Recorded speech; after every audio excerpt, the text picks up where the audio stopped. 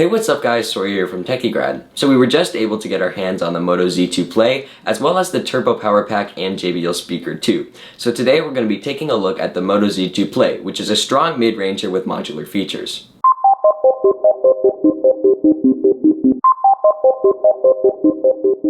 The Moto Z2 Play has your expected mid-range specifications with a Snapdragon 626, 3GB of RAM, a 5.5-inch 1080p AMOLED display, and USB Type-C.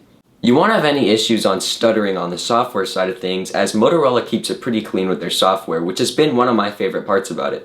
Really, the only thing that you'll see is some Verizon bloatware on the Droid models. One of the reasons why I like Motorola software so much is that it's really close to stock Android and really just adds a few actions on it that help make the phone better. In daily performance, the phone didn't even get warm and it was generally pleasant to use. The only time I had the device get even somewhat warm was when I had the phone plugged into the turbocharger and I was using the device at the same time. And speaking of the charging, I do love the Motorola turbocharging system, although you won't even need to charge this phone all that much because it does have stellar battery life. I could get through a day easily with heavy use and still have battery to spare for the next day. The battery life alone on this phone convinced me to use it as my daily driver. Another thing that I think Motorola does better than anyone is the always-on display. While it's nice on phones such as the Galaxy line to have it truly always on, Motorola's system just feels more elegant. Waving your hand over the display shows the time and notifications that you can interact with.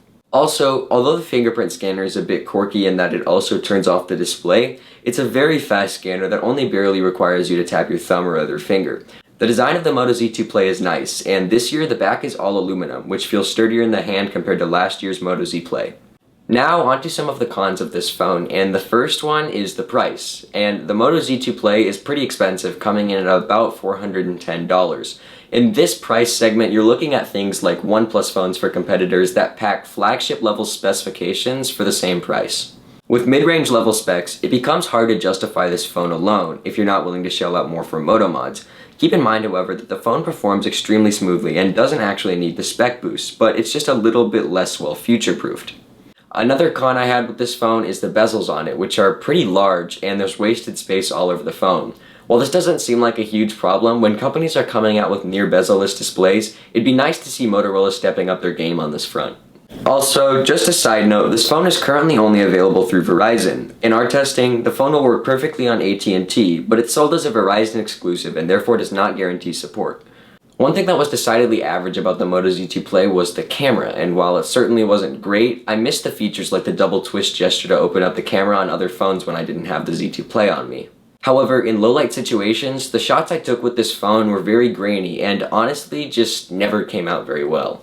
Given the right conditions, this camera can take some okay shots, but at its price point I would expect something a little bit better, and it definitely doesn't stand out from the crowd. So, one cool thing that you have with this phone is that the fingerprint scanner has a ton of possible features. For example, you can turn on the phone with the touch of the fingerprint scanner, you can turn it off with a long press of the fingerprint scanner, you can slide left and right for single button off-screen navigation, and you can hold down for a short amount of time to activate Google Now. I like these cool options that Motorola's offering, especially the ones like the single button navigation because it saves screen real estate, but it's really confusing at times and it took me a while to get used to. Now let's talk about the new Moto Mods. To Motorola's credit, they've upheld their promise to keep supporting the modular system. All of the mods featured in our video last year will still work seamlessly on this phone, but with this phone there were 3 mods released. First, the Moto TurboPower Pack. It adds a large amount of battery life and, as the name suggests, charges the phone quickly. If you're considering the Z2 Play, I would definitely recommend you pick up this mod because it would make the phone last over 2 days even with heavy usage.